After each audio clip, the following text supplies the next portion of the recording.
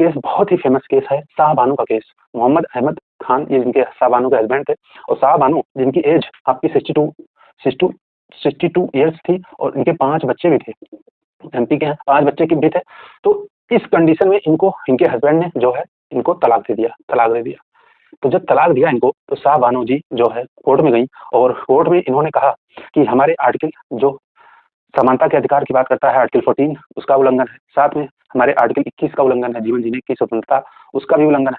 क्योंकि 62 वर्ष की आयु में अगर किसी महिला को तलाक दे दिया जाए, जिसके 5 बच्चे भी हैं, तो वो कैसे गुजारा करेगी।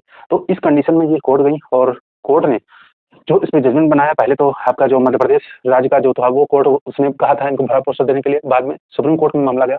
तो मोहम्मद अहमद खान जो उनके हस्बैंड थे, तो उनके नाम पे बनाम शाहबानो, पति पत्नी है दोनों लोग, इन पे वाद बना, और 1985 का यह वाद है। और इस वाद में सुप्रीम कोर्ट का जजमेंट क्या आया, आपको ध्यान रखिएगा। मध्य प्रदेश राज्य हाई कोर्ट के जजमेंट को सपोर्ट देते हुए सुप्रीम कोर्ट ने कहा कि मुस्लिम महिलाओं को भी 3 तलाक लेने का अधिकार है। इसका मतलब ये हुआ कि मुस्लिम जो महिलाएं वो तलाक नहीं दे सकती। जानते होंगे आप, उसमें जो पुरुष वर्ग है वही तलाक देते हैं, और ट्रिपल तलाक बहुत फेमस होता है। तलाक तलाक तलाक तलाक 3 प्रकार के होते हैं, तलाक बिद्दत, अब ये देखेंगे। तो इस प्रकार जो है सुप्रीम कोर्ट ने कहा कि मुस्लिम महिलाओं को भी तलाक लेने का अधिकार है, और तलाक लेने के अधिकार के साथ साथ उनको भत्ता भरण पोषण का भी अधिकार है। अगर उनको तलाक दे दिया गया है तो उनको भत्ता यानी भरण पोषण, यानी उनको जीवन निर्वाह के लिए उनको भत्ता भरण पोषण मिलना चाहिए। तो सुप्रीम कोर्ट की इस जजमेंट को देश की बहुत सारी आबादी में बहुत लोगों ने इसको जो है बहुत अच्छे से कहा कि महिलाओं के अधिकार की रक्षा की है सुप्रीम कोर्ट ने, क्योंकि यह मुस्लिम कानून से विपक्ष में था। मुस्लिम कानून में क्या व्यवस्था है कि एक होता है इद्दत के दिनों तक इनको जो है क्या दिया जाता है, भरण पोषण दिया जाता है। इद्दत क्या होता है, अब इद्दत को आप सर्च करिएगा, इद्दत को पढ़िएगा कहीं पे सर्च करके, मैं ज्यादा नहीं बताऊंगा। इद्दत में क्या होता है कि 90 दिनों तक भरण पोषण दिया जाता है, भत्ता भरण पोषण दिया जाता है, उसके बाद नहीं दिया जाता। यानी इद्दत का जो दिन होता है 90 दिनों तक, 90 दिनों में यह चेक किया जाता है कि महिला प्रेग्नेंट वगैरह तो नहीं है। इन बातों की आप उसको सर्च करके पढ़िएगा। तो इद्दत के दिनों तक भत्ता भरण पोषण की बात है मुस्लिम कानून में।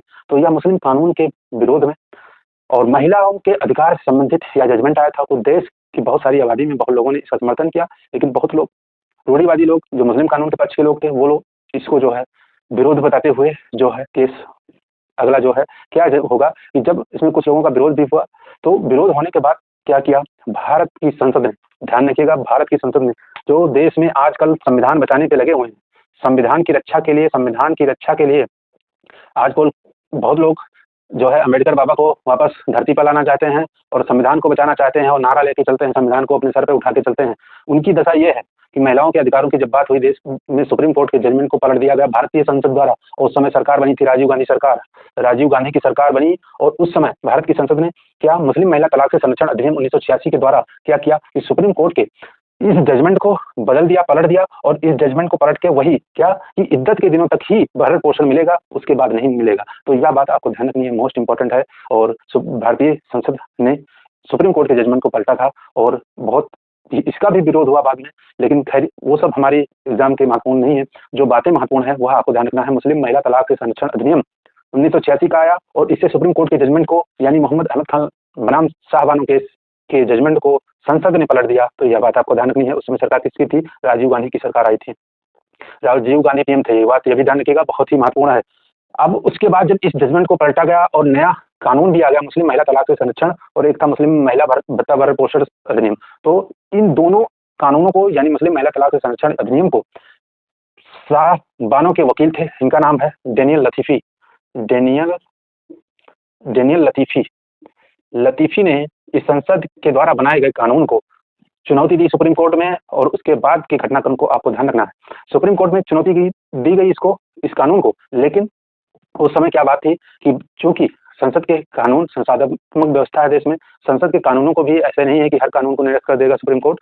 तो उसकी मर्यादा को रखते हुए सुप्रीम कोर्ट ने बहुत ही संतुलित और बहुत ही प्यारा जजमेंट दिया, किसमें, डेनियल लतीफी बनाम भारत संघवाद में। बहुत ही महत्वपूर्ण है, 2002 का जजमेंट है, 2002 का केस है, वाद है। तो Daniel Latifi versus union of India 2002 case है। और इसमें क्या कहा कि जैसे मोहम्मद अहमद खान में जीवन पर्यंत भत्ता भरण पोषण मिलना चाहिए, ये बात कही थी, लेकिन डेनियल लतीफी वाले में क्या कहा, पहले बात तो इन कानूनों को बरकरार रखा, यानी कानून जो बनाए थे संसद ने उसको निरस्त नहीं किया बल्कि बरकरार रखा, सही माना।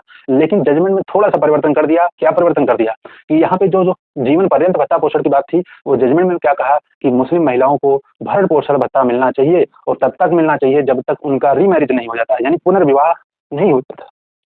जब तक उनका पुनर्विवाह नहीं होता है, तब तक क्या मिलना चाहिए? भत्ता, भरण-पोषण मिलना चाहिए।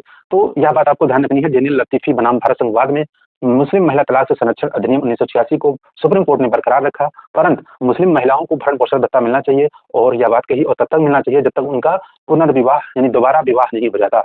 तो